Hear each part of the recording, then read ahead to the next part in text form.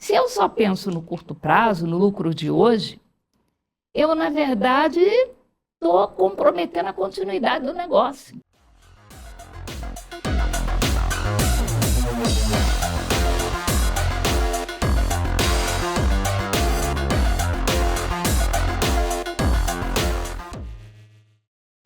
Olá, sejam todos muito bem-vindos para mais uma edição do Conexão Blendon, Conectando Pessoas e Ideias. Eu sou o Paulo Barroso e aqui comigo hoje, Denis Roman.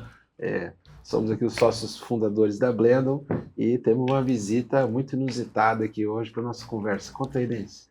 Hoje a gente está aqui com a gente a Vânia Borghetti. Vânia, profissional que desenvolveu, profissional super referência na contabilidade no Brasil, representou o Brasil durante vários anos na fóruns da IFRS Foundation para contabilidade. E um belo dia foi parar começou a aproximar dessa história de contabilidade. A gente vai querer entender como é que foi essa jornada, Vânia.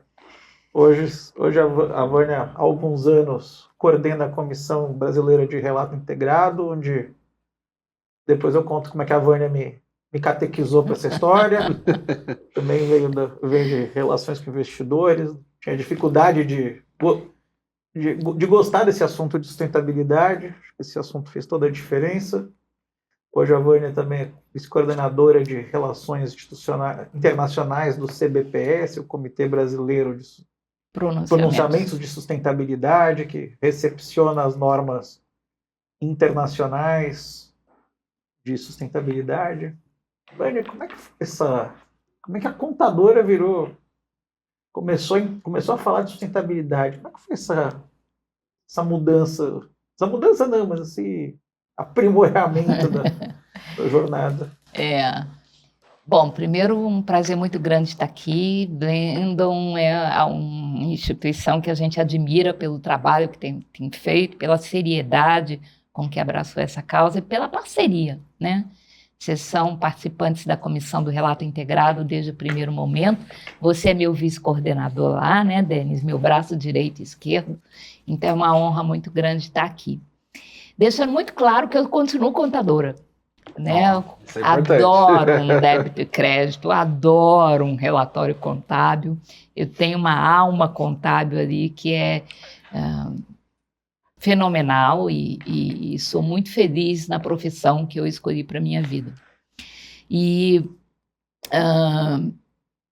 era funcionária do BNDES, contadora-chefe do banco, na época que o Brasil tomou a decisão de adotar normas internacionais de contabilidade, né?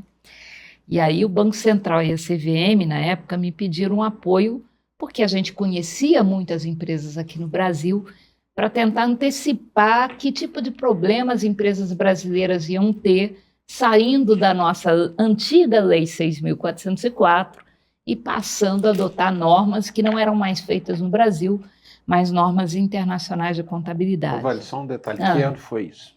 Isso foi 2006. 2006. Quando o Banco Central, em fevereiro de 2006, declarou que a partir de 2010 os bancos autorizados a funcionar no Brasil iam ter que passar a usar normas internacionais de contabilidade. A CVM acompanhou, mas só em julho de 2007, estendendo o requerimento para as empresas abertas.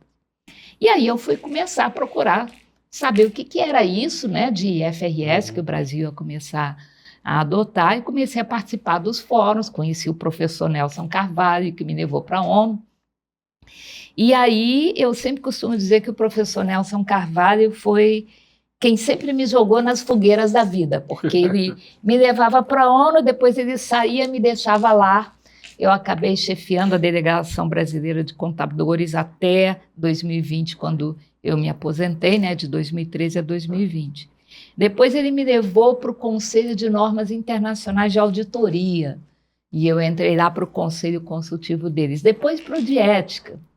E aí, em novembro de 2011, ele pediu uma audiência com o presidente do BNDES, eu era contadora-chefe, para poder tratar de um assunto a pedido de Sua Alteza Real, Príncipe de Gales. Caramba!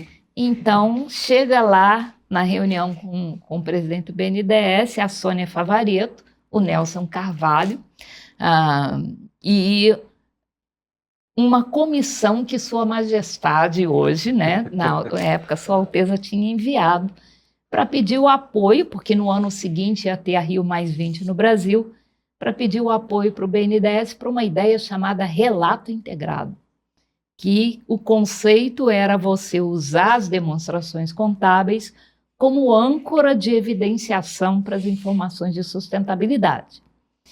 E aí, o presidente achou a ideia formidável e disse, claro, todo o apoio do banco possível. Muito bem, terminou a reunião, o povo foi embora, ele virou e falou assim, é com você. Eu falei assim, que isso, professor? Né? Eu sou contadora, meu negócio são débitos e créditos, eu não entendo nada de sustentabilidade. E ele virou assim, mas minha filha, você lida com transparência. E daqui a alguns anos o mercado não vai mais aceitar um conceito de transparência que fale apenas de números. E eu acho que foi o melhor conselho profissional que eu recebi na minha vida, né? E ter me envolvido com o conceito de relato integrado me fez perceber que a contabilidade não é mais imperfeita por não ser suficiente. Muito pelo contrário, ela não é capaz e não tem que ser capaz de abraçar todos os aspectos dos riscos e oportunidades de uma empresa. Mas esses riscos e oportunidades, apesar de não serem contabilizáveis, eles geram riscos e podem comprometer a continuidade do negócio. Então, quando eu aprendi a ver que transparência era muito mais do que a linha final da demonstração do resultado, eu comecei a entender que a contabilidade podia contribuir muito para essa esfera. Porque a gente tinha duas opções. Já se falava naquela época de relatório de sustentabilidade. A gente já tinha GRI aqui no Brasil, muito pulsante, inclusive. Mas o que tinha de diferente ali é que a gente precisava não apenas que a informação estivesse no mercado, mas que a informação fosse crível, ela fosse robusta, ela fosse útil para quem precisa tomar decisão. E para isso não podia mais ser um tipo de relatório que as empresas usavam muito mais para marketing do que efetivamente para informar o mercado. Nós precisávamos de uma base sólida para ela. E a ancoragem da informação na demonstração contábil dava isso. Então, uma empresa não pode dizer, eu sou o melhor empregador do mundo no relatório sustentável. E aí, quando você chega na contabilidade, os salários são medíocres, treinamento não existe, benefício nem pensar. Como é que a empresa pode dizer que ela é um excelente empregador? Tem evidência, não se sustenta. Então, o relato integrado tem essa beleza, ele te dá a ponte para você fazer a ligação. Ele não é um relatório novo, né, Denis? Acho que essa é a frase que a gente mais falava naquela época. Não é um novo relatório, ele é um conceito onde você usa os critérios do relato integrado para garantir a fidedignidade daquilo que você está informando nas suas outras bases de reporte. Foi assim que a contadora se envolveu com sustentabilidade, não me arrependo, não voltaria atrás de jeito nenhum. Nossa, uma baita jornada, hein, Vânia? Pois é. E acho que essa jornada inspirou muita gente, né?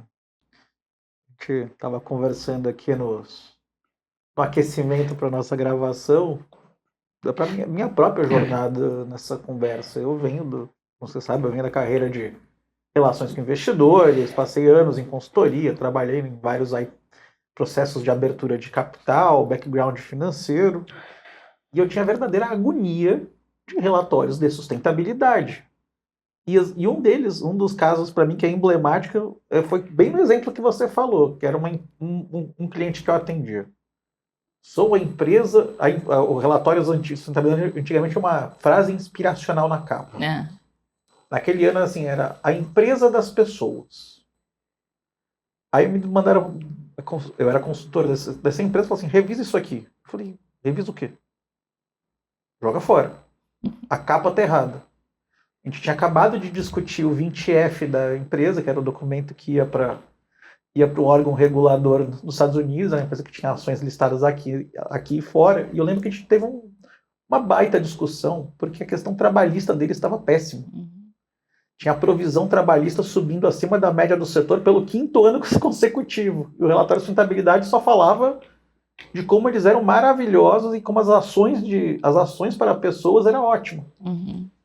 E de verdade, olhando para trás, eles tinham alguns pontos que até era verdade. Eles estavam implantando ações para corrigir os problemas. Só que a mensagem não era transparente. Claro. A mensagem era: a empresa é ótima. Não. A empresa está implantando uma série de ações para corrigir seu curso. Uhum. Isso é verdade. Uhum. Pelo menos a tentativa, se vai ter sucesso ou não, é outra história, mas a empresa está trabalhando nisso. E eu tinha essa agonia. Aí uma amiga nossa em comum, um belo dia, veio para mim e falou: vamos numa reunião de relato integrado? Eu falei: de quê? Que é isso? Não, é que fala da sustentabilidade, conexão com o financeiro. Eu falei: não vou. Não vou mesmo. Esquece. Eu estava irritado de ter que revisar esse relatório de Washington. Falei: gente, eu já estava cansado e ainda mandaram revisar mais 150 páginas disso, só contando história fantasiosa. Ela falou: não, eu pago o seu almoço.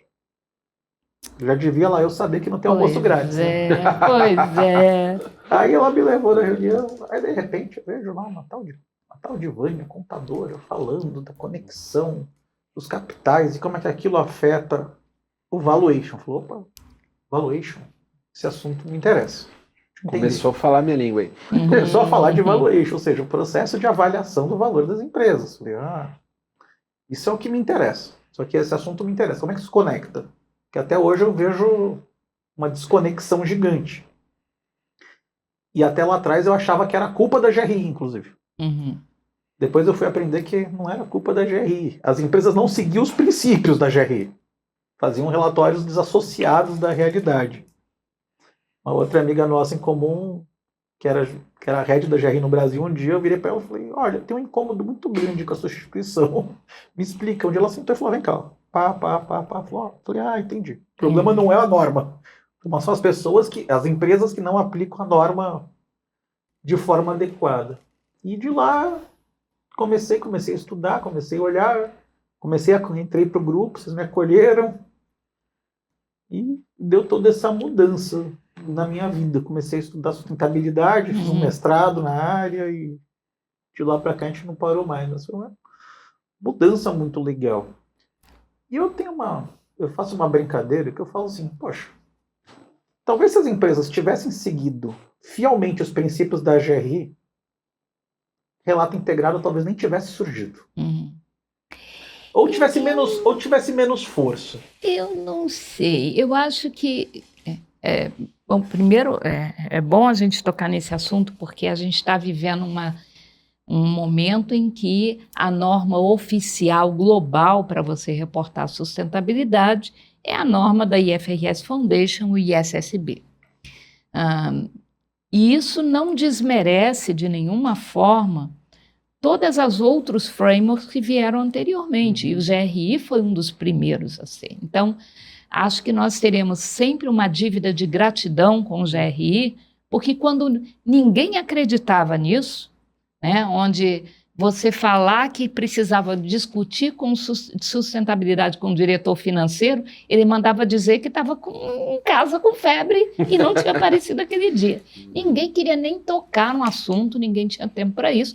E eles tiveram a audácia de dizer: não, é possível, é necessário, olha, é assim que se faz. Mas o que aconteceu é que surgiram e hoje nós temos aproximadamente 146 diferentes frameworks para você reportar sustentabilidade.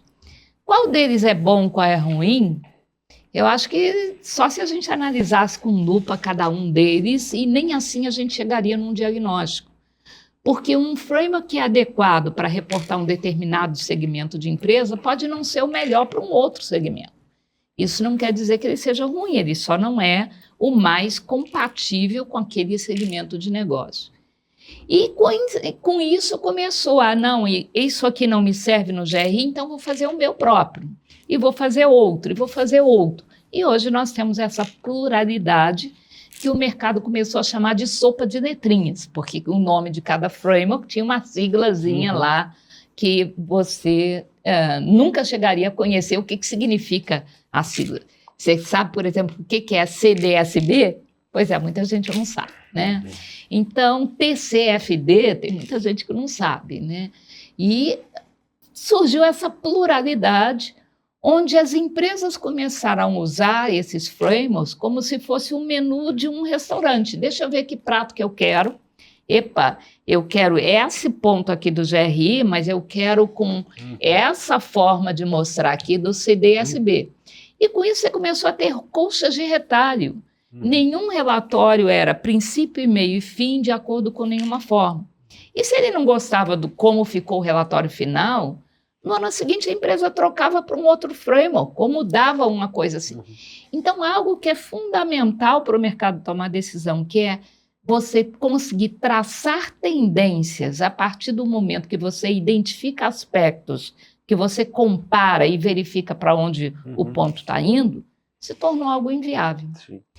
Então, reportar sustentabilidade não podia mais continuar a ser um luxo, não podia ser mais algo eletível para a empresa, porque começaram a surgir discussões, para que eu vou olhar para isso? Eu vou para as reuniões de relação com o investidor e ninguém me faz perguntas sobre relatório de sustentabilidade. Claro, qual é o investidor que vai perder tempo lendo um relatório que ele não acredita no que está dito ali, né? Que é usado muito mais como propaganda do que efetivamente para aprimorar o conhecimento sobre o negócio. Então, se começou a perceber que essa modalidade voluntária de se reportar sustentabilidade não dava certo. Então, você precisava ter alguma coisa que pudesse permitir essa evidência, que pudesse permitir que, num caso de uma empresa manipular a informação, ela fosse punida por isso.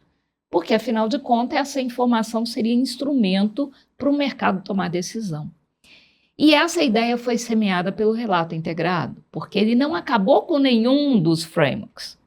Ele era, na verdade, uma metodologia de você fazer o GRI falar com a demonstração contábil, ou o CDSB, ou o TCFD, mas independente do framework que você usasse para reportar sustentabilidade ou contabilidade, você podia estar usando o US GAAP ao invés do IFRS, você conseguisse a conectividade da informação. Quando os reguladores começaram a perceber isso, eles falaram, então se eu tiver esse elo de aliança, eu consigo ver valor na informação de sustentabilidade. E aí é que se começou a pensar na ideia de você regulamentar os relatórios de sustentabilidade. E se escolheu a IFRS Foundation exatamente pela razão óbvia. Quem melhor para normatizar, porque eram frameworks de sustentabilidade, quem melhor para transformar isso numa norma do que quem já fazia a norma para a parte contábil? Se a mesma entidade cuidasse da norma do ponto de vista de sustentabilidade, o risco de você ter inconsistências entre os dois polos seria muito reduzido. E o relato integrado foi uma das primeiras organizações que a IFRS Foundation absorveu para isso, exatamente para a conectividade desses dois blocos, né? Então, muita gente pensa assim, relato integrado morreu. Não, ele foi promovido a IFRS S1 e está mais vivo do que nunca, né? Nossa, acho que ouvindo você assim fica muito claro, né? Muito didático entender essa evolução, né? Onde as coisas estavam, qual foi a importância do relato integrado para chegar para onde a gente está indo hoje, né? Você tocou num outro ponto que durante muito tempo eu discordei de você. Bom. Mas com o tempo eu fui absorvendo, que eu sempre fui contra coisas mandatórias. Eu tenho uma alma mais liberal, tipo, faz se quer, se não quer, não faz. Só que depois, com o tempo, começando a discutir mais com investidores, alguns clientes nossos, algumas empresas com quem a gente trabalha, eles falaram assim, Denis, eu não vou mudar meu framework, não vou mudar minha meu processo de análise de investimento por causa de meia dúzia de empresas da minha carteira que tenham bons processos, tem uma boa transparência, e as outras 94 empresas da minha carteira não têm.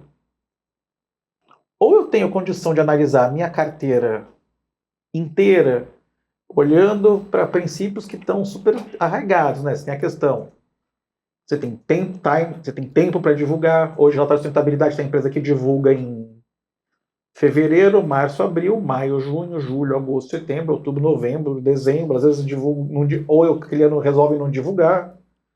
Então, falou, empresa que não divulga num timing adequado, que não tem uma informação confiável, que o que você falou, né? Esse ano usa GRI, ano que fala, não tá bom GRI, tira o GRI daqui, muda.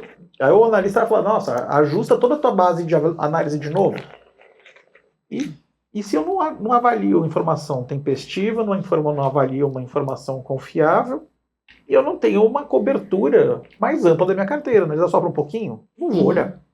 Não. Eu acho que esse é um bom ponto. Eu sou contadora, né? Uma atividade que é regulamentada desde 1934, né? Acho que é a quebra da Bolsa de 29 começou a exigir que as demonstrações das empresas começassem a ser publicadas, e sou muito grata a isso, porque a minha atividade é uma atividade de back-office, não é uma atividade core para qualquer tipo de negócio, é uma atividade de controle. Sabe, quando que a gente teria tido orçamento para poder treinar pessoal, para poder ter sistema de controle, controles internos, auditoria? Nunca. Porque sempre, se tem uma coisa que é escassa em qualquer empresa, é orçamento. Então, qualquer coisa que você fosse pedir para poder fazer um relatório, o sujeito lá da área de negócio ia falar, não, mas eu quero comprar uma máquina nova para fabricar o produto que eu vou vender, que vai gerar uma receita. Uhum. Então, era uma covardia. Se não fosse obrigatório e mandatório, eu não ganharia isso nunca. Inclusive, durante muitos anos, eu escrevia o acordo de participação dos resultados dos funcionários do BNDES, e era a contadora, né? Então, de vez em quando, um amigo engraçadinho me prendia lá no elevador e falava assim, o que você fez lá na contabilidade? Estava crente que a PLR desse ano ia dar para eu trocar de carro e o dinheiro não deu. E eu muito tranquilamente respondia para o meu amigo engraçadinho assim, mas eu não faço operação, eu registro as que você faz. Então, o que você fez lá que não deu para o banco o lucro que precisava dar para você poder trocar de carro? Então, a gente não ganharia nunca nisso. Mas a principal vantagem que eu acho que você tem com relação a você ter isso de forma mandatória, não é nem a questão do prazo, e isso é formidável, você está perfeito nisso. A informação ela tem que ser tempestiva, não adianta nada ela chegar em setembro no mercado, porque em setembro o mercado já está querendo saber como é que ela vai fechar o próximo dezembro, não o dezembro anterior, né? Então, a tempestividade é importante. Mas o caso é que a regulamentação ela dá uma linha mestra. Se você tem o mesmo setor que eu, e o Paulo também está no mesmo setor, mas eu estou reportando de acordo com o GRI, você está reportando de acordo com o Bench Alliance, você está reportando de acordo com o CDSB. Uhum. Nós somos do mesmo setor, mas um relatório não é comparável com o outro. Sim. Quem precisa da informação para tomar decisão, para ver qual é a melhor empresa, não consegue. Quem precisa verificar onde é que tem mais, não consegue.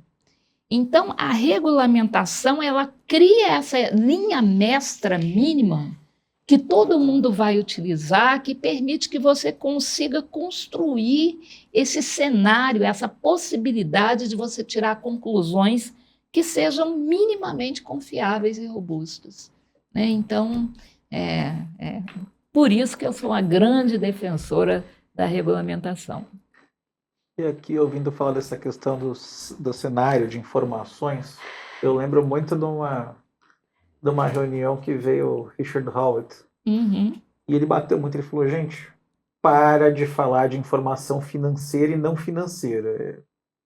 Informação financeira e pré-financeira. Perfeito. Que é o que vai afetar, mesmo que ela não seja hoje o quantificável, mas é o que vai afetar as finanças nos próximos anos. Isso acho que faz uma diferença grande, né? E eu costumo usar um exemplo. Lembra daquele ditado popular, né? Se você acha que treinar sua equipe custa caro, experimenta não treinar para ver quanto vai te custar. Uhum. E eu vou pegar carona para fazer um outro comentário aí, porque a gente sabe que o ISSB está aí, né? IFRS S1 e S2, em vigor já desde 1º de janeiro de 2026 de forma mandatória. As empresas listadas e as instituições financeiras vão ter que reportar segundo essa base, é fato. Mas tem muita empresa que ainda diz assim, mas eu vou precisar auditar isso, e é a asseguração razoável, então eu vou ter que investir em controles internos, eu vou ter que treinar pessoal, eu vou ter que ter gente engajada nisso, isso vai custar dinheiro, vai diminuir meu lucro. Na verdade, esse conceito de informação pré-financeira cabe aí. Nós hoje, infelizmente, temos muitas notícias de empresas que financeiramente estavam super, hiper saudáveis, mas por questões de governança corporativa ou questões climáticas de uma natureza qualquer, acabaram tivendo grandes perdas, certo? Sim. Certo. Muito bem. Se essas empresas tivessem olhado para dentro delas mesmas com antecedência, para olhar para outros aspectos que não apenas o lucro que elas precisavam reportar, mas olhar para as questões de segurança, em termos de governança, de meio ambiente, de questões sociais, elas podiam ter percebido a rachadura na caixa d'água enquanto era só uma rachadurazinha. Consertar essa rachadura depois que ela vira um rombo e que a água já escapou é sempre muito mais caro. Então, se as empresas têm a oportunidade de investir em controles que vão permitir elas ter um monitoramento mais seguro, mais perto, mais próximo dos seus riscos reais, isso é investimento. Isso não é gasto a fundo perdido, não é prejuízo. E as empresas precisam perceber que o primeiro usuário da informação tem que ser a própria empresa. Ela não está gerando um relatório para jogar para fora para o mercado. O diretor não pode só assinar. Ele tem que ler aquilo que ele está assinando. E ele tem que balizar as informações, as decisões que ele toma em função dos diagnósticos que esses relatórios vão estar mostrando. Qualquer empresa que tenha tido um grande acidente, por aí te diria que teria gastado menos se ela tivesse prevenido do que ela precisou gastar depois. Isso não vamos nem falar naquilo que ela não consegue remediar, que são as vidas que muitas vezes são perdidas quando uma catástrofe acontece. Como é que você enxerga, assim, Vânia, a maturidade, né, das empresas no Brasil, falando de uma maneira ampla, né, em fazer essa leitura muito mais desses aspectos como uma gestão de risco e não mais assim como uma bandeira, um ativismo, uma questão ideológica? Como é que você enxerga isso? Eu acho, Paulo, que a gente está vivendo um momento de ruptura. Esses relatórios ainda são muito novos. Nós aqui no Brasil só temos duas empresas que publicaram, estamos esperando aí 2025 os relatórios saírem, porque teremos 8 empresas publicando de forma ainda voluntária referente a 2025. Então, acho que as empresas ainda não têm muita noção disso, porque você não tem muitos relatórios no mundo que elas possam usar para evidenciar o ganho. Então, nós estamos no momento da transição. Isso é uma coisa muito importante da gente saber. Tem as empresas que estão negando, né, que vamos adiar isso, ou qual é o ganho disso, ou tem que preocupar com outras coisas, com reforma tributária, com outras coisas mais nobres do que reportar sustentabilidade. Se esses prazos fossem adiados, os riscos de sustentabilidade que ela tem hoje não desapareceriam. Ficariam lá embaixo do tapete, se agravando, crescendo, se avolumando e poderiam explodir a qualquer momento. Então, essas negacionistas, só o tempo vai mostrar para elas. Tem outras que entendem a importância, mas tem ainda uma certa resistência porque é algo novo. O novo é sempre desconfortável. Você sempre prefere fazer aquilo que você já domina, que você já sabe, faz com a mão nas costas. Então, o esforço do aprendizado é sempre uma ruptura. Sim, tem um desconforto ali. Então, esses entendem a necessidade, mas gostaria que não fosse agora. E tem aqueles que têm visão estratégica. que pensa assim, o Brasil está primeiro nisso. Então, ao invés de copiar o relatório de outros, eu vou criar os modelos que o meu segmento vai usar no futuro. Sim. E eu, quando identificar os meus riscos, eu vou ser o primeiro a buscar a solução. Então, enquanto os meus concorrentes ainda estão dormindo, eu já tenho um planejamento estratégico ali para resolver os meus problemas de daqui a 15 anos. Essa é uma visão muito interessante, né? Isso é fantástico, né? Então, nós temos uma salada de frutas no mercado brasileiro e eu te diria que no mercado mundial. Então, é um tempo de aprendizado que a gente está vivendo, né? Nós estamos desbravando terras novas. Sim. Mas, Terreno ao novo mesmo sempre tempo, tem é uma surpresas, sensação muito né? bacana, porque a gente acredita naquilo que faz, certo, Denis? Então, a gente sabe que a gente talvez nem esteja mais aqui quando o mundo perceber que isso realmente é importante. Mas vai ter um legado muito importante. Né? Quem vem acompanhando aqui o Conexões Blendon vai ficar cansado de ouvir alguns exemplos que eu vou dar umas 200 vezes.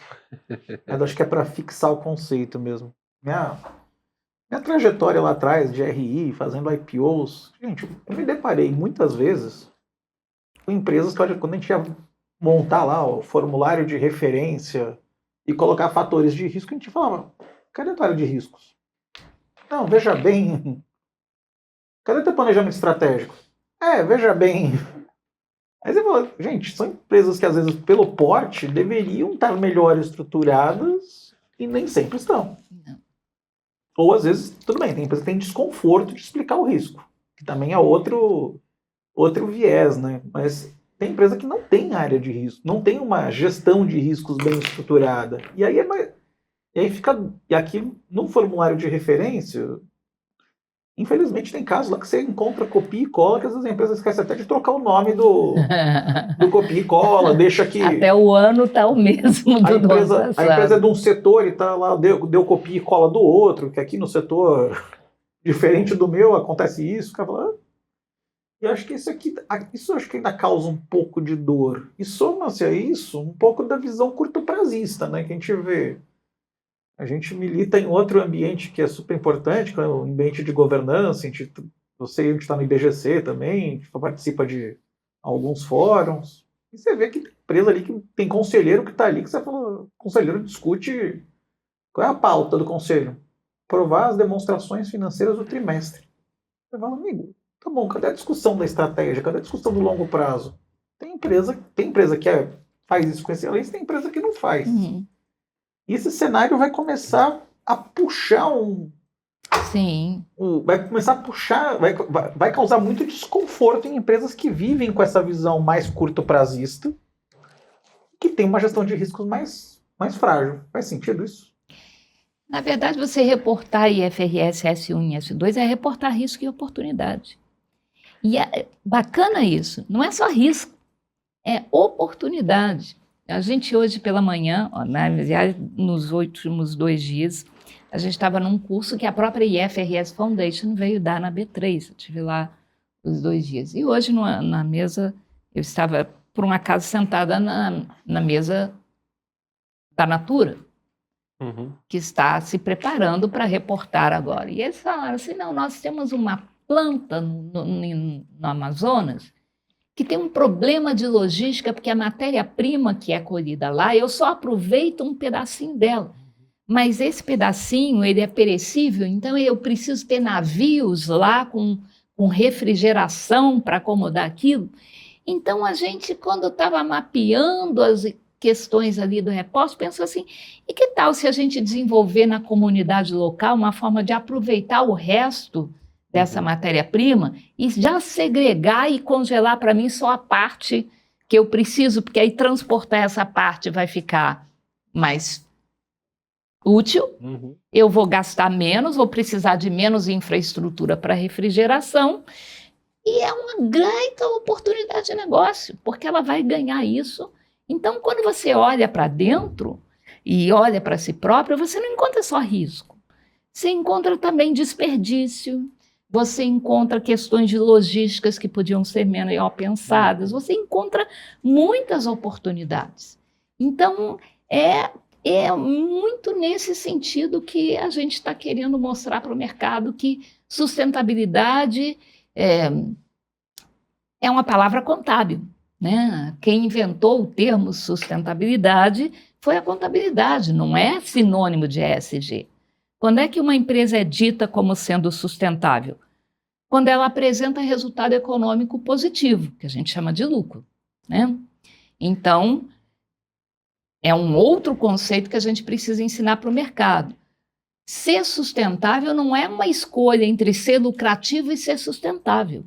Eu não tenho que abrir mão do lucro para me tornar sustentável, porque o primeiro pressuposto para o conceito de sustentabilidade é a existência de lucro. Mas na contabilidade, se eu dou lucro, eu só sou sustentável se eu mostro que eu tenho condição de manter esse lucro ao longo de vários exercícios futuros. Se eu só penso no curto prazo, no lucro de hoje, eu, na verdade, estou comprometendo a continuidade do negócio. Porque aquilo que hoje não é um problema para mim, pode ser depois.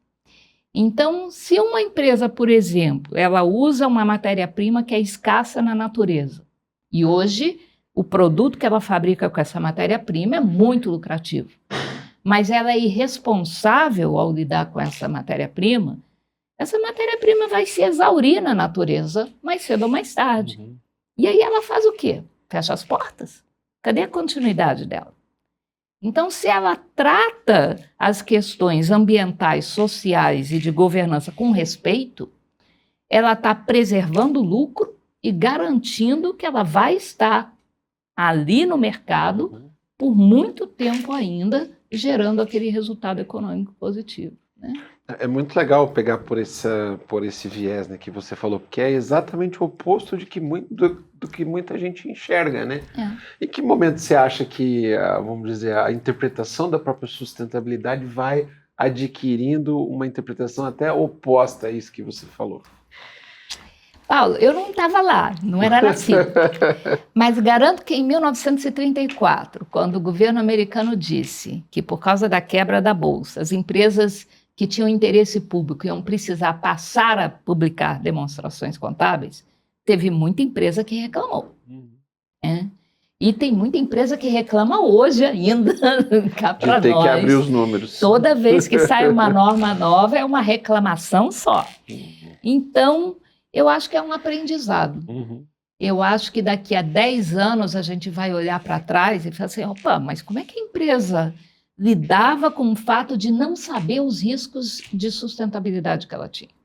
Né? Então, eu tenho plena convicção de que isso é uma questão de tempo e que é um caminho sem volta. Reportar sustentabilidade não é uma moda que vai ser implementada hoje, vai ser cancelada amanhã.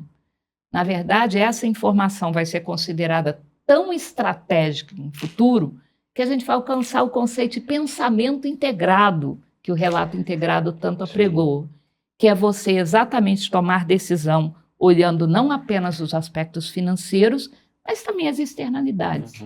Porque aí você toma uma decisão muito mais robusta, né? E os frutos serão muito mais permanentes do que de outra forma. Legal. Eu costumo discutir um paralelo também do que aconteceu. Se teve esse paralelo lá de 32, eu faço um paralelo com como é que eu vivi, que foi a implantação de Sarbanes-Oxley. Então, no começo dos anos 2000, fui trabalhar numa consultoria. Aí, um belo dia, falou assim, você vai trabalhar aqui com 20F, que era materializar o reporte relacionado a Sarbanes-Oxley para as empresas brasileiras ou estrangeiras que tinham ações negociadas nos Estados Unidos para explicar o seu ano. E foi um processo muito interessante, porque no começo também era uma dor lascada, as empresas tinham uma dificuldade de estruturar seus processos, de estruturar seus controles. A qualidade dos primeiros relatórios daquela época era baixo. Você olha assim, olhando de começo dos anos 2000 para 2010, a facilidade de elaborar o relatório aumentou e a qualidade do relatório também. Ficou muito mais fácil reportar e com mais qualidade. O que Só a única coisa que às vezes eu costumo dizer, gente, também não tem famosa bala de prata, né? Que você fala assim, não, mas depois de Sarbanes-Oxley ainda tiveram escândalos. Com certeza. Uhum. Tiveram escândalos, tiveram fraudes, tiveram problemas de integridade, não resolve. Claro que não. Só que eu estava brincando com um amigo meu auditor, falei, aí eu reclamei de alguma coisa, ele falou, pô, você acha que meu trabalho não vale nada? Eu falei, é ruim com você, pior sim. Porque se não tiver auditoria, se não tiver uma agência, no 2008 teve lá as discussões das agências de rating, também você fala, gente, é falho, todos os processos podem ser falhos? Podem. Só que se você não tiver o processo, é pior ainda. Sim. Bom você falar disso. Eu sou apaixonada pela lei Sarbanes-Oxley, né? Minha tese de um dos meus mestrados foi exatamente em cima dessa lei. Meu livro é em cima da lei Sarbanes-Oxley. Apaixonada por ela. E concordo plenamente com o que você está falando. Eu tenho o privilégio de hoje representar o Brasil no órgão internacional de ética, né, que é o IESBA, que faz as normas éticas. E eu costumo explicar para o meu marido por que eu aceitei outro trabalho voluntário na vida. Tem que prestar conta para os stakeholders. Pois é.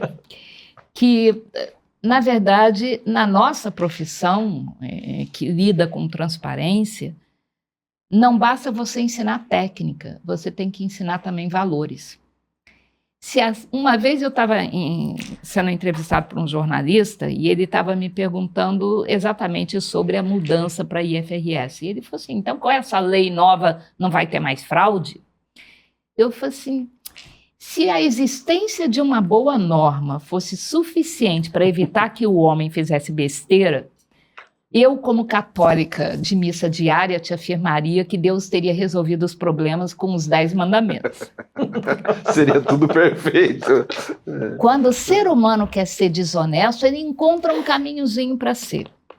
Quando ele quer, na verdade, manipular a informação, ele vai encontrar um caminho para fazer isso. Então, a existência da lei, ela não previne fraude, mas ela tem um efeito muito bacana. Enquanto você não tem uma regra conhecida, qualquer um faz o que quer e não pode ser penalizado por aquilo que fez, porque ele não sabia que aquilo era errado. Exato. A partir do momento que a regra está lá, você tem a informação, isso pode, isso não pode. Você não tem argumento para isso. E essa lei é divulgada para o mercado inteiro. Então, você não depende só da CVM identificar uma fraude. Às vezes, alguém que está lendo um relatório e fala assim, epa, mas isso aqui não está casando com isso. Então, a própria sociedade se torna alguém que é possível de identificar uma falha. Então, a existência da lei, ela permite a educação a respeito do que é certo, do que é errado, do que é permitido e do que não é para todo mundo. E isso acelera a identificação de uma possível fraude. Porque talvez o regulador, que não tem estrutura e não pode olhar empresa por empresa todo dia, ele levaria ainda anos para perceber que aquilo está acontecendo. Mas quando ele tem analistas de mercado, quando ele tem investidores, quando ele tem a sociedade, jornalista, olhando tudo para aquilo que a empresa... Alguém pode soar o alarme e dizer, opa, aqui tem um problema. E isso identifica... porque nenhuma lei é perfeita, né, Denis? Toda vez que uma fraude dessa acontece, você pode esperar uma iniciativa normatizadora em seguida. Porque ali tinha uma brecha, então eu preciso agora tampar aquela brecha. É claro que alguém vai inventar uma outra em qualquer outro lugar. Sim. Mas é assim que funciona, né? É por aí que a gente vai. E é justamente por aí que a gente vê, né? O auditor não vai resolver todos os problemas do mundo, por quê? Porque alguém está fraudando, ele está verificando se o processo está de acordo com a norma, não se ele foi transviado. Óbvio que algumas coisas ele pega, outras não. Exatamente. E eu vi, você falou até do caso de dos agentes de mercado fiscalizarem, um dos cases mais emblemáticos que a gente teve no Brasil nos últimos anos, foi uma empresa do setor de seguros. Quem pegou a fraude foi justamente um investidor, que olhou e falou, a conta não fecha. Eu fiz o modelo de trás para frente, a conta não fecha. Vou montar uma posição apostando forte na queda da empresa. Por quê? Porque minha tese é essa, ó, a conta não fecha. E a empresa se enrolou toda e ficou evidenciada que realmente tinha Então, a sociedade inteira. Tinha transgressão ali. E quando eu tenho uma norma, isso também ajuda a formar os profissionais mais eficientes do futuro.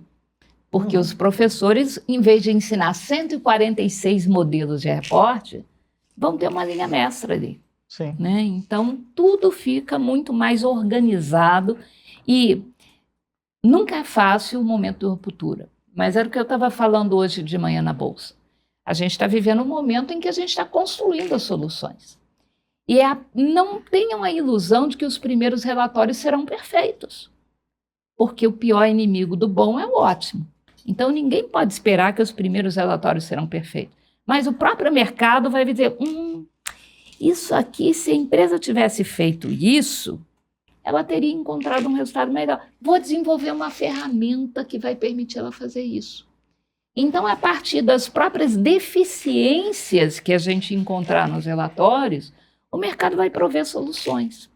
Essa garotada, então, que já nasce com um chip no cérebro, hoje em dia, eles são mestres de inventar software, de inventar soluções aí para tudo na vida. Então, bota um problema desse na mão de uma garotada dessa, que daqui a pouco você tem ferramenta que aperta o botão e o relatório vai ser muito mais seguro. Vânia, e como é que você enxerga essa questão dessas dezenas, né, mais de 146 frameworks que você mencionou, né? Você não acha que talvez com o IFRS tenha uma tendência a alguns frameworks se consolidarem, ou ter algumas fusões entre frameworks e esse processo meio que talvez se concentrar em uma quantidade menor de frameworks? Não tem dúvida, porque ninguém consegue conviver com 146 formas diferentes de construir um único produto, que é um relatório de sustentabilidade. A IFRS Foundation, ela incorporou alguns desses. Então, ela levou para dentro o CDSB, né, o Climate Disclosure Standard Board. Ela levou para dentro o SASB, que são que é a plataforma de informações setorializadas, porque eu não posso, por exemplo, comparar consumo de água da empresa A e da empresa B, onde a empresa B consome 50 vezes mais água do que a empresa A, e dizer a empresa B é bandida, a empresa A é mocinha. Só que a empresa A é uma escola e a empresa B é uma mineradora. Sim. Então, eu não posso comparar maçã com banana e tirar conclusões, você é sustentável, você não é. Eu tenho que ter essa percepção setorializada que o SASB trouxe, então a IFRS botou para dentro. E ela botou para dentro também o relato integrado, que é grande parte do IFRS S1 hoje. Mas um outro compromisso que ela assumiu é de nunca começar uma norma do zero, Paulo. Então, ela resolveu não fazer uma norma generalista que absorvesse todos os aspectos de sustentabilidade. Ela disse, não, eu estou começando, eu vou fazer normas de sustentabilidade que nem quem monta um Lego, uma pecinha por vez. Então, o IFRS S1 é como se fosse aquela base verde do Lego que vai sustentar tudo. E a primeira pecinha, o primeiro bloco que ela botou lá foi clima. Por duas razões. Porque clima é emergência. Não tem nenhum país do mundo que não esteja sofrendo por causa das questões climáticas.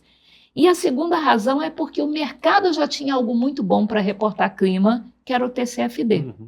Então, para que eu vou escrever uma norma nova se já existe uma no mercado que é muito boa e que o mercado reconhece como sendo boa? Então, bateu na porta do Financial Stability Board, perguntou, posso usar o TCFD para fazer minha norma de clima?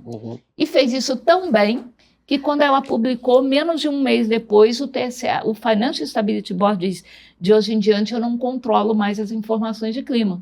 O que as empresas divulgarem pelo IFRS S2 vai me atender. Entendi. Ela agora está desenvolvendo uma possível norma de biodiversidade. Para biodiversidade, ela já firmou um memorando de entendimento com o TNFD, que trata de biodiversidade, e alguma coisa de GRI. Entendi.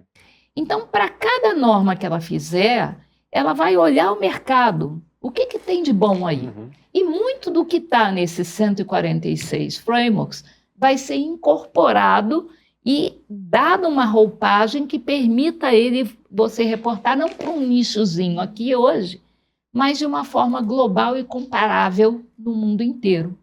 Porque toda a norma da IFRS Foundation passa por um processo de audiência global, onde todos os países do mundo têm a opção de opinar, olha, isso aqui não funciona por causa da minha regra assim, do meu mercado assim. Tudo isso é ponderado. Então, essas 146 frameworks não vão desaparecer, vão se consolidar, como você falou, e provavelmente vão ser laboratório para que a IFRS Foundation desenvolva as futuras normas. Sim, muito interessante. E uma parte que eu acho muito legal dessa estrutura do Lego, quando a gente olha os materiais, é o building blocks, é um outro palavrão que vem junto, que é o tal da interoperabilidade. Ah, perfeito. Que é justamente a convivência, né? E eu acho que a interoperabilidade, quando a gente olha, por exemplo, do S2, já tem lá os guias de interoperabilidade do S2 com as normas da Europa, tem interoperabilidade com a própria GRI. Você fala, com a GRI ainda é uma interoperabilidade que também não é muita coisa, mas tem aqui, ó, como usar a GRI para reportar alguns indicadores que talvez a SASB ainda não tenha capturado. Claro. E eu acho que isso ainda vai ganhar mais força. Agora, o exercício de 26 vai ser reportado em 27, é o ano que a gente vai falar as empresas podem falar só sobre clima. O exercício de 27 a ser reportado em 28 não é mais só sobre clima. Não. É sobre outros temas. E justamente aonde vai essa questão da interoperabilidade, interoperabilidade, seja ela expressa ou tácita, vai ganhar, na minha visão, ganha força. É por quê? Porque vai ter assuntos que vai falar assim, cadê o S3, S4, S49? Não tem. Não ainda. Tem. Ainda. Então você vai usar o S1, vai usar o tabuleiro verde lá do Lego para ver a norma e vai enxergar. Fala, talvez eu tenha que usar a GRI, talvez eu tenha que usar outro framework específico para divulgar outros grandes conjuntos de riscos e oportunidades relacionados a esses temas. É por aí. É perfeito, Denis. Essa é uma das consequências da decisão dela do Building Blocks. Quando, na verdade, e aí só antes de falar isso, mas não me deixa esquecer esse ponto que é super importante, a IFRS Foundation ela não é concorrente de nenhum desses frameworks. Eu tenho um assento lá no SAF da IFRS Foundation. Quem geralmente senta do meu lado, na minha cadeira lá em Frankfurt, quando eu vou para as reuniões, é o representante do EFRAG europeu. E do outro lado da mesa está o representante do GRI. Então, esses provedores de frameworks todo são, inclusive, parte dos criadores do próprio conceito de relato integrado lá em 2011. Então, não existe aí uma questão de competição, deixa eu trazer para o meu relatório dele não, a meu formato dele não. Isso é uma mente pequena e tacanha. Quem está envolvido nisso é pró-transparência, porque entende que o planeta é único, né? Então, se o planeta for destruído, se a sociedade humana for destruída, é o mundo inteiro que vai pagar esse preço. Não é só o país A ou B, ou a empresa A, X ou Z, né? É todo mundo. Então, sustentabilidade é algo que exige coalizão, ou seja, todo mundo trabalhando junto em prol do conceito comum. E você tem razão, quando ela tomou a decisão, vou começar com o clima, porque é emergente, a Europa, que já tinha começado um processo anterior e já estava normatizando sustentabilidade como um todo, pensou assim, opa, se eu agora adoto o IFRS S1 e S2, que só trata de clima, eu vou dizer para todas as empresas europeias que estão reportando sustentabilidade cross the board, para cancelar, só reportar clima, e daqui a alguns anos, quando a IFRS Foundation desenvolver norma para os outros aspectos de sustentabilidade, elas voltam, eu vou ser fuzilado por isso. E a própria IFRS Foundation disse, não, vamos trabalhar com interoperabilidade. Então, você não precisa criar um outro relatório. Vamos encontrar mecanismos de quem precisar reportar para a Europa consiga entregar o relatório da Europa atendendo a IFRS Foundation.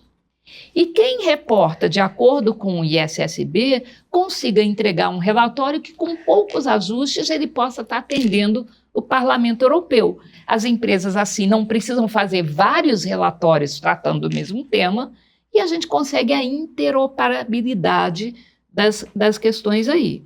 Por isso, ela colocou lá no IFRS S1 um artigo que diz o seguinte: a ausência de uma norma específica para tratar de algum tema que a empresa tenha encontrado como material no seu segmento de negócio não pode ser usado de desculpa para ela ocultar esse risco no seu relatório. Então, no primeiro ano de reporte, como a empresa está aprendendo, ela disse, não, faz só clima. Mas a partir do segundo ano, você já aprendeu. Agora não, agora olha, tem um problema social aí, tem um problema de natureza, de biodiversidade. Bota isso no seu relatório, teu investidor precisa saber, o mercado precisa saber que você tem aquele risco. Então, não me use como desculpa para você botar embaixo do tapete um risco que você já conhece. O único problema da interoperabilidade é que o conceito de materialidade que a Europa usa, o GRI usa, é diferente do conceito de materialidade que o IFRS requer. O IFRS requer um conceito de materialidade chamado de materialidade financeira, ou seja, aquilo que tem o potencial, a perspectiva de afetar fluxo de caixa futuro. Ou seja, como você falou ainda agora, eu não posso chamar isso de não financeiro, porque não afeta o caixa hoje, mas se você não administrar, vai afetar amanhã. Então, são esses os riscos que eu consigo traçar junto com a minha demonstração financeira, e é esse que eu preciso provar. E aí, aqueles defensores de dupla materialidade, do conceito do GRI, ou até mesmo do Parlamento Europeu, falam assim, mas que absurdo a IFRS Foundation não pedir a dupla materialidade. Como é que isso acontece? Ninguém é contrário ou discorda do fato de que a empresa tem que apresentar os riscos que ela gera. Não é isso. O problema é que, para a parte financeira, eu tenho um padrão conhecido, eu tenho métricas consolidadas e eu tenho um sistema de evidenciação. Mas para a informação de natureza social, que critério eu vou utilizar para medir isso? Eu vou ter 20 respostas diferentes. Para questões de biodiversidade, como é que eu vou medir se eu sou mais poluente do que o outro? Eu tenho N formas de fazer isso. Se hoje ainda não tem um conjunto de métricas globalmente aceito para você poder medir o impacto que uma empresa tem no seu entorno. Se a empresa disser, eu troquei a minha máquina e com isso eu diminuí a temperatura da Terra em 0,000 grau, como é que ela prova isso? Você não tem métrica. Eu paguei um curso para o meu funcionário e consegui, então, reduzir o índice de qualidade, aprimorar o índice de qualidade de vida em 15% na vida daquela pessoa. Como é que você mede isso? Se hoje ainda não tem a régua para medir isso de forma global, de forma aceitável. Está sendo desenvolvido. Então, o IFVI, que começou na Universidade de Harvard, eu sou do board, tenho esse privilégio, então ninguém aqui está falando que discorda de materialidade e impacto, foi absorvido pelo The Capital Coalition e se espera que até 2028 você tenha a métrica para medir impacto. Aí a gente pode pensar, opa, de repente em alguns pontos de sustentabilidade que eu posso medir não apenas o efeito que o entorno tem sobre a empresa, mas o efeito que a empresa tem sobre o entorno, porque hoje é só declaratório. Eu não tenho como evidenciar isso. Então, e a gente sabe muito bem como é o mercado. Se eu tenho um relatório aqui de 50 páginas lindo, tudo perfeito, auditável, mas lá no parágrafo 3º da página 48 tem algo que eu não consigo provar, eu garanto que 90% das pessoas que forem comentar meu relatório vai dizer, tá muito bonito, mas tem algo ali que ela não consegue evidenciar. E isso tem um efeito nocivo, Paulo, porque as pessoas não vão prestar atenção nas 49 páginas que estão perfeitas. Vão perder tempo discutindo e criando caso em função daquele parágrafo que tem algo que não é sustentável. Sem dúvida nenhuma. Então, o ser humano a faz IFRS Foundation não quer fragilidade na informação dela. Está começando? Então vamos começar pé no chão. Com aquilo que a gente consegue evidenciar, que a gente consegue auditar, que a gente consegue consolidar. Sim. E quando a gente estiver maduro nesse processo, a gente vê se é possível Mas eu vou envolver fazer um outras paralelo. coisas. Hã? Eu vou fazer um paralelo Ah. com você. Por exemplo, hoje a gente está falando em clima, a gente está falando em emissões, por exemplo. Uhum. Né? Quer queira, quer não, a gente tem hoje um mercado regulado de emissões na Europa, está em vias de na regulamentação desse mercado no Brasil. Por quê? Porque as empresas geraram impacto, Uhum. e esse impacto, eu brinco que a vida é um bumerangue. Você joga o bumerangue e ele volta. É o bumerangue daquele desenho perfeito, né? Você gera o impacto e ele volta. E hoje, você vai falar assim, não, vou montar uma empresa. Ok. Você vai lá e fala assim, vou montar dentro da legislação ambiental vigente. Só que se você gerar um impacto muito grande, Uhum. ainda que esteja dentro do limite da legislação, em algum tempo, essa legislação tende a... Eu vou concordar discordando de você. Então, vamos. Porque tem razão, todo mundo já mede emissão. Mas para isso ser possível, o ISSB teve que tomar uma decisão, vou precisar escolher uma metodologia. E aí ele determinou que para medir emissões vai ser o GHG Protocol. Sim. Se ele determinar hoje, eu vou usar o Shift para medir direitos humanos, vai ter muita gente que vai reclamar, mas por que o Shift? Eu tenho um modelo aqui. O GHG Protocol é perfeito? Não, tanto é que ele está em aprimoramento agora. Né? E tem novidades bem interessantes que estão vindo por aí sobre a própria metodologia do GHG Protocol. Mas clima você não podia esperar, porque o que precisa ser feito para as questões climáticas precisava ter sido feito há 50 anos atrás, mas nossos avós não sabiam. E a gente não pode esperar que os nossos netos façam.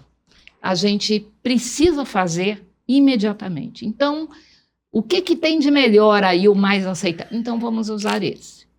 Agora, eu não posso começar a ter parâmetros similares para todos os outros aspectos de sustentabilidade, porque aí eu não construo coisa nenhuma.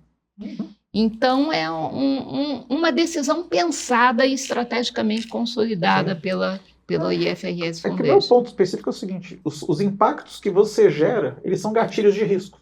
Uhum. E esse gatilho de risco, justamente, ele gera a materialidade financeira. Mas o fato de aquilo que você consegue consolidar e lidar com o seu fluxo de caixa, isso não é sustentabilidade, isso é matriz de risco financeiro. E aí você vai colocar, porque é conhecido, é mensurável, você consegue evidenciar. Isso é talvez um conceito que as pessoas ainda não têm. Né? Agora, o problema é que a materialidade de impacto, que gera a dupla materialidade, é a empresa dizendo o impacto que ela tem sobre o seu meio. Garanto que se você declarar qualquer coisa hoje, o teu concorrente vai dizer que você está mentindo amanhã. E vai virar uma guerra entre empresas que vai desviar a atenção daquilo que é o fundamental. Então, vamos primeiro pensar no todo e depois a gente constrói aquilo que é específico de cada player. Então, é pura e simplesmente por aí. Mas é bem bacana. E até compartilhando um pouco dos problemas que eu vejo na dupla materialidade, pelo menos no que foi praticado, principalmente no Brasil até hoje, era uma dupla materialidade, a hora que você vai olhar a parte da materialidade financeira, era muito frágil. Era com uma discussão extremamente rasa do impacto financeiro. Virava assim, uma percepção baseada em uma pesquisa, mas muito pouca discussão do impacto em si, da quantificação. dos cenários, e acho que isso conversa, inclusive, Isso é muito compreensível, porque como a norma era voluntária, uma empresa ia publicar o seu relatório de sustentabilidade por uma de duas razões. Ou por uma questão de que o concorrente dela estava publicando e ela não ia ficar atrás. Ou porque ela efetivamente acreditava nisso. Então, por ideologia. E o que a IFRS Foundation está querendo mostrar é que sustentabilidade não é ideologia, é risco. Tem a ver com business, tem a ver com negócio, vai afetar teu fluxo de caixa, vai afetar teu bolso, tua capacidade de empregar. Então, ela quer tirar esse aspecto de vou abraçar árvore. Não, você não vai fazer isso porque você é bonzinho, porque você é verde ou porque você tem uma ideologia qualquer. Você vai fazer porque você é capitalista, você quer o sucesso da sua empresa, você quer o teu negócio continuando e quer fazer isso bem feito de pé no chão.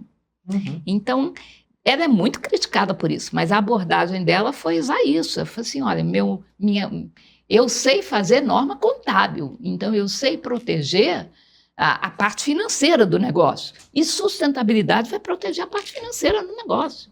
Então faz parte do negócio. É isso, é essa a vertente que ela usou. E quando você opera de um modo mais eficiente, bem ou mal, você vai gerar menos pressão sobre tudo, partes interessadas. Sobre tudo. Você vai gerar menos impacto negativo. Então, você já entra num conhecimento melhor da tua operação, dos teus riscos. Acho que isso começa a mudar o jogo. Talvez não na velocidade que alguns gostariam, mas... Certamente não. Mas é bem diferente de quem não sabe os riscos, né? Pois é. É muito legal, né, quando as pessoas começam a perceber que, assim, né, o capital e a sustentabilidade, eles não estão em lados opostos da mesa, né? Não, exatamente. Ô, Vânia, aproveitando aqui, né, a gente está falando bastante de IFRS e tal, você consegue perceber hoje a existência de um lobby indo contra esse movimento normativo do IFRS? Ou não? Você acha que tá vindo e não tem... Assim, né, isso vai acontecer, não tem muita gente brigando contra. No início, tinha uma certa dualidade ali de por que não a norma europeia, porque o IFRS que é muito mais restrito. Mas é uma boa questão. Hoje já não tem mais tanto isso, mesmo porque a norma europeia regrediu muito com o projeto Ônibus. Para quem não sabe...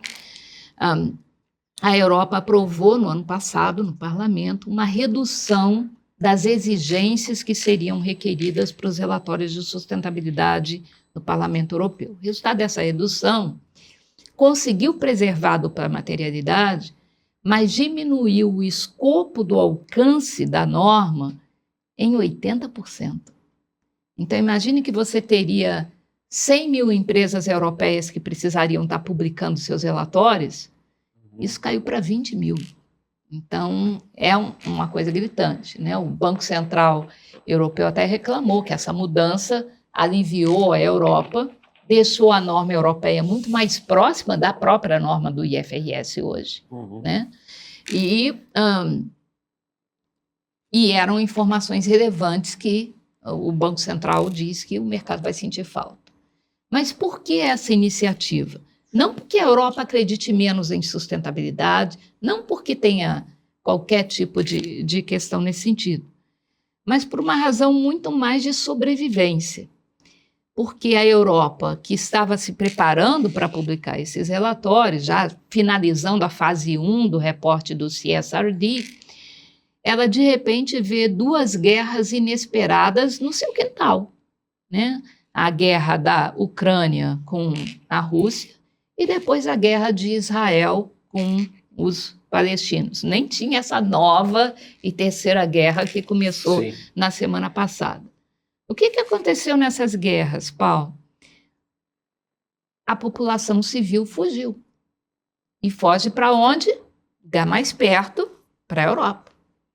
Todo mundo acreditou que essas guerras seriam questões de semanas, porque se você compara o poder bélico da Ucrânia com o da Rússia, ninguém acreditava que a Ucrânia ia estar sobrevivendo 4 anos de guerra, mas ela está lá.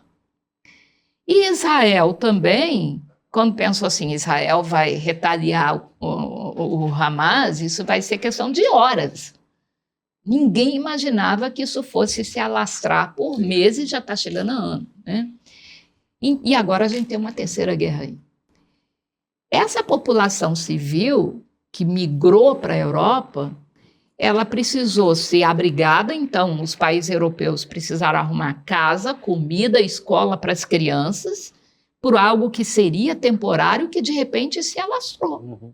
Então a economia europeia está sofrendo muito por causa de uma guerra que não é deles, mas está sofrendo. Então os empresários, é claro, falaram, opa, ou eu vou pensar em reportar sustentabilidade, ou eu vou sustentar as pessoas que a gente recebeu aqui. E o parlamento, então, aliviou por isso, não por acreditar menos. Ele não cancelou, ele postergou Sim. a exigibilidade da coisa. Então, não, eu diria que o IFRS não tem concorrente hoje, porque ele, ao contrário de todos os outros, ele é um standard setter global. O EFRAG, que faz as normas europeias, e a SEC americana, não são standard setters globais.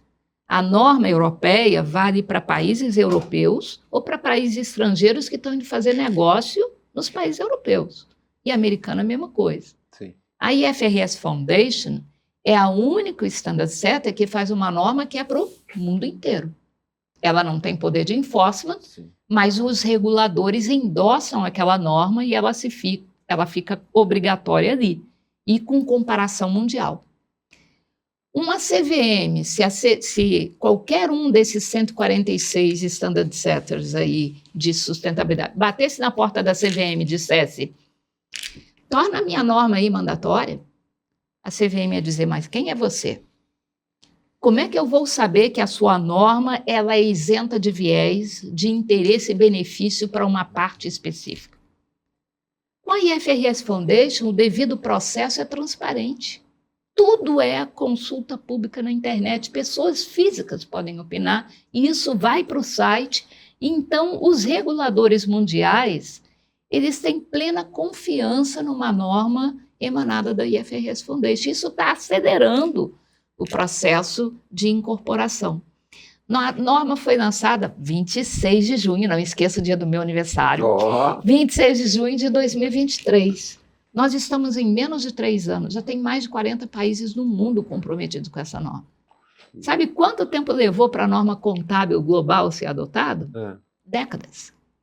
Então, a IFRS Foundation é consenso do Fórum Econômico Mundial, da IOSCO, do B20, do G20. Então, todos esses organismos que têm uma visão holística do mundo, eles entendem que você precisa ter essa norma de forma global. E o Brasil foi muito pioneiro nesse sentido, né? Sim. E você acredita que a gente vai conseguir sustentar esses prazos, que a CVM vai ser firme ali nessa questão, tanto da asseguração razoável? Brasil é eu não vitrine. lembro os prazos, as datas de cabeça aqui, o deles sabe a tabelinha, né?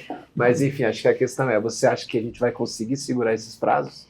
Olha, te digo, Paulo, Brasil é vitrine hoje. O Brasil, quando você chega na ONU, quando você chega em qualquer país do mundo, eles perguntam como é que está o processo. Né? Então, nós fomos os primeiros a tornarmos obrigatório os relatórios. Os relatórios estão muito bons. Legal. Não são perfeitos, Sim. muito pelo contrário, mas é uma curva de aprendizado, mas estão bons. Não se esqueça que eles não tiveram nenhum modelinho no mundo para copiar. É terreno né? novo. Então, é tudo terreno novo. E agora o IPSASB, que faz as normas de setor público, aprovou em dezembro do ano passado o equivalente ao IFRS S2. Então, não vamos ter só empresas privadas reportando IFRS S1 e S2. Setor público também. Isso vai mudar a forma como se faz política pública para questões de sustentabilidade, porque o insumo para a política pública é informação. Se o governo não faz um bom diagnóstico, ele desenha um programa que vai resolver o problema aqui nesse bairro, mas ele não tem a visão do todo. Então, o que vai resolver aqui vai criar um problema ali. Sim. Então, com informação transparente e confiável, até a forma como a política pública vai ser desenhada. Você acredita que vão ter muitos desdobramentos ainda em função disso? Muitos desdobramentos. Entendi. E mais do que isso, o Brasil também está começando com asseguração razoável. A maior parte dos países que está endossando sustentabilidade está começando com revisão limitada, com um cronograma de migração até você chegar no razoável. O Brasil já está dizendo, não, eu quero o mesmo nível de rigor técnico de asseguração que hoje é dado para as demonstrações contábeis. O que é uma asseguração razoável? Se você puder explicar para a gente. É fácil. A asseguração limitada é o tipo, e eu não sou auditor, hein? A asseguração limitada é um tipo de asseguração que o auditor dá, que é chamado de negative pledge. Ou seja, ele está dizendo que não encontrou nada no relatório daquela empresa que desabone aquilo que era requerido dela pela lei. Então, ele faz isso por um procedimento que a gente chama de relatório acordado, ou seja, ele acorda com a empresa que critérios ele vai usar para fazer essa verificação, ou uma revisão por amostragem, que é eficiente, mas não é tão abrangente. Já uma asseguração razoável é uma declaração positiva e não negativa.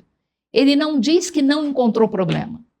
Ele afirma que verificou e que essencialmente aquele relatório corresponde àquilo que a lei permite. Então, o nível de comprometimento do auditor ao emitir uma opinião razoável é muito maior do que aquele que ele está fornecendo para a sociedade quando ele emite uma revisão limitada. Legal. Muito bom. Mas você vê, Paulo, o que a pessoa tem influência. A FRS Foundation vai lá e lança a norma de presente de aniversário para ela. Então, pra você ver, né? A pessoa manda muito. Não é? Pois é. Cara, a gente vai caminhando aqui pro filme, que aula, que prazer estar aqui ouvindo você. Toda essa informação e assim, a tua didática, a tua clareza assim, na informação, muito legal, muito agradável. Obrigado. Privilégio, tem bons parceiros aí que me ajudam a construir isso. Vânia, se a gente fosse olhar, você vai olhar, você pensa que hoje tem uma série de novos profissionais em franca formação. Alguns profissionais antigos também precisam se reciclar, mas pensando na nova formação, que conselho você dá para um profissional hoje que está no começo de carreira? Pensa no profissional, vamos lá, para um contador, um jovem contador. Um jovem contador. Entenda que ele pode contribuir. Porque é exatamente por isso que isso não existiria sem a contabilidade. O conceito de relato integrado, que foi quem startou tudo isso, surgiu a partir do momento que o príncipe de Gales, né, se conscientizou de que quem sabia reportar os negócios eram os contadores e que se ele dissesse que ser sustentável era importante, talvez ninguém prestasse atenção. Mas se o contador dissesse que se você não for sustentável, você vai ter prejuízo no futuro, todo mundo ia ouvir. Então, o contador ele pode cruzar os braços e dizer só vou cuidar do débito e crédito e sustentabilidade não é minha praia, ou ele pode usar toda a bagagem que hoje a dinâmica contábil tem para dizer você é de sustentabilidade, eu não consigo fazer sozinho. Eu digo isso de cadeira, porque eu não sou uma pessoa de sustentabilidade e vivo dizendo isso para todo mundo que me faz pergunta de sustentabilidade. Eu sou uma pessoa de transparência de mercado. Mas eu tenho um filho que é engenheiro ambiental em casa. E de vez em quando ele diz assim para mim, mãe, se você derrubar 1 hectare de floresta, eu sei que efeito isso vai ter sobre a empresa. E eu digo para ele assim, meu filho, eu não sei. Mas eu sei o que isso pode comprometer a continuidade do negócio da empresa. Então, vem você com o teu conhecimento ambiental e junta aqui com o meu conhecimento contábil e vamos gerar uma informação que seja crível, que seja confiável para o mercado. Então, o contador não vai fazer sozinho nunca. Nunca. Ele não pode se arvorar, se tornar um especialista em sustentabilidade. Mas ele pode aproximar o profissional de sustentabilidade dele. E os dois podem pensar juntos. E juntos eles podem construir uma estrutura de reporte, de transparência, que pode ser muito útil para que, num futuro que a gente sonha, onde a sociedade, o mundo e os políticos percebam que esse planeta precisa ser preservado, a gente tem ali informação confiável para poder tomar decisões que sejam corretas e efetivas no futuro. Perfeito. E grandes oportunidades aí, né? De carreira, novos mercados, né? Muitas oportunidades também. E para os profissionais de investimento também, né? Porque é completamente diferente você entrar nessa... Acho que essa questão da informação de sustentabilidade, ela muda a análise fundamentalista. Não, totalmente. Até eu gosto de, não querendo ser provocativo, mas já sendo, um dos melhores críticos de ESG que eu vejo no mundo é da Modaran. Ele faz críticas, algumas delas eu concordo muito, outras um pouco menos. E ele tem um livro que eu acho que é muito bom, que é o Narrative and Numbers. Para você determinar o valor de uma empresa, você precisa você precisa entender muito bem a narrativa. E as premissas de sustentabilidade, o nosso pré-financeiro, são fundamentais para você fazer um modelo de valor ao longo dos próximos anos. Então, profissionais de contabilidade precisam produzir informações. Os profissionais de investimento precisam enxergar essa análise. Não vão fazer análise sempre e vão ficar lá sujeitas a o fator não recorrente estragou o resultado, eu não previ. Acho que as duas coisas, Denis. Eu tive a oportunidade de conhecer pessoalmente a da Modaran. Tenho meus pontos favoráveis e não tão favoráveis assim para a pessoa. Eu acho ele brilhante como financista, mas acho que falta exatamente essa humildade de saber que o número frio ele é um dado e não uma informação. Então, você precisa não apenas jogar números no mercado, você precisa fazer com que esse número seja capaz de consubstanciar decisões que sejam holísticas e não apenas enviesadas pelo conceito de lucro. Mas falando isso, e colocando isso na mesa, quando eu comecei a ver contabilidade no cenário mundial, tinha uma diretora na IFRS Foundation, contábil, que é uma das profissionais mais competentes que eu já vi na vida, Mary Beth. O período dela na IFRS Foundation estava acabando quando eu comecei a olhar normas contábeis no cenário internacional. E ela é uma grande professora na África do Sul. E ela fez uma pesquisa que foi, para mim, um abrir de águas no conceito de relato integrado. E ela comprovou na pesquisa dela, metodologicamente, que o mercado precificava para cima as ações das empresas que usavam relato integrado. Então, ela começou a entrevistar esses analistas de mercado que faziam um valuation positivo para relato integrado. E aí, a resposta que ela encontrou, acho que responde a essa sua questão. Os analistas disseram para ela assim, olha, eu prefiro investir numa empresa que tem um relato integrado porque eu sei que todos os riscos e oportunidades vão estar sendo refletidos nos relatórios. Eu não vou ter surpresas. Eu não vou ter, na verdade, fatores não previstos, não colocados dentro das minhas premissas, aparecendo de repente, porque eu estou olhando os dois lados da moeda, não apenas o financeiro, mas o que tem potencial de ser financeiro no futuro. E você me lembrou de um caso interessante. Uma empresa com quem a gente trabalhou uns anos atrás, é das empresas com um dos maiores níveis de emissão de gás de efeito, um setor que é super intensivo em gás de efeito estufa, emissão de poluentes, etc. E eles gostavam de fazer o relatório, só que eles não gostavam de publicar. Eles mandavam sob demanda. Até que chegou um momento que as empresas, os bondholders, os detentores de dívida internacionais, falaram para ele, ou essa informação está pública, ou a gente não conversa mais. Pois é.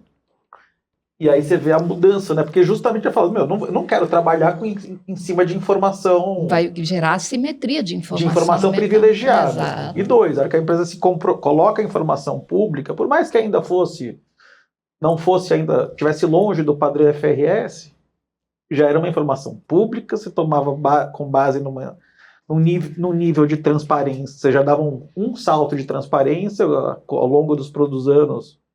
Vieram outros saltos, mas você vê que o investidor também precisa tomar decisões. E que alguns, como ali era um setor que era muito intensivo em emissões, em geração de particulados e outros, eles falaram, eu preciso de informação pública para tomar decisão e manter sua dívida.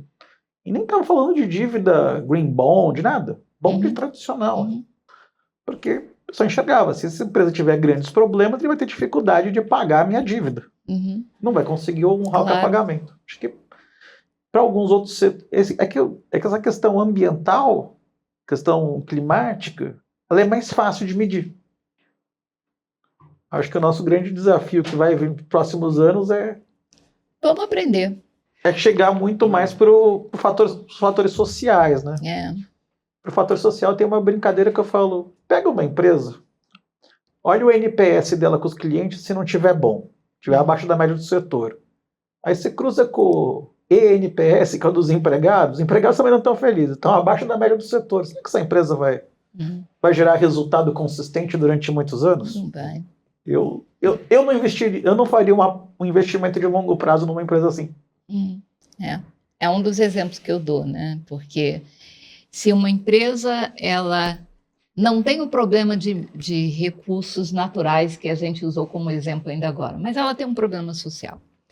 E ela tem ela presta um serviço que é altamente especializado, que é o que garante a receita dela. Mas se ela trata esse empregado como lixo, na primeira oportunidade esse empregado vai pedir demissão, vai para o concorrente, certo? Sim. É natural isso. Se a fama de mau empregador dela se espalha, será que ela consegue repor aquele profissional por um igualmente qualificado? Não vai conseguir. E se ela não conseguir, será que a qualidade do serviço que ela presta vai ser preservado? Não vai. Quando o cliente dela começar a ver que a entrega não correspondia ao do passado, vai para o concorrente. Então, essa empresa não é sustentável. Então, quem acha que sustentabilidade é só o ambiental, está completamente equivocado. Né? Então, todas as dimensões têm que chegar lá. E está tudo amarrado na estrutura do que está no S1. Governança, estratégia, gestão de riscos. E aí você vai falar de métricas e metas. Exatamente. E sem governança, sem estratégia, sem gestão de riscos, não adianta você fazer um dashboard maravilhoso, cheio de métricas, cheio de KPIs modernos e não vai parar de pé. Teria muita coisa para a gente falar, né? Não, conversar com a Vânia é aula de vida. É uma delícia. Muito bom, Vânia, foi um prazer muito grande. Pelo seu tempo, a gente sabe que a sua agenda aí, nacional, internacional, é super concorrida. Agradecemos muito a sua vinda aí. Denis, obrigado pelas contribuições. E para você que ficou com a gente até agora aqui no Conexão Blendon, muito obrigado. Aproveite esse conteúdo. Conexão Blendon é uma iniciativa da Blendon, trazendo pessoas aqui para conectar pessoas com ideias, discutir temas importantes no mercado. A gente faz isso, muito conteúdo gratuito, de qualidade, que é replicado aqui. Então pode ser que uma pessoa esteja precisando ouvir essas mensagens ou esse conteúdo maravilhoso aqui que foi compartilhado aqui hoje. Então, lembre dessa pessoa, compartilhe esse conteúdo e muito obrigado. Nos vemos no próximo episódio. Até mais. Obrigada.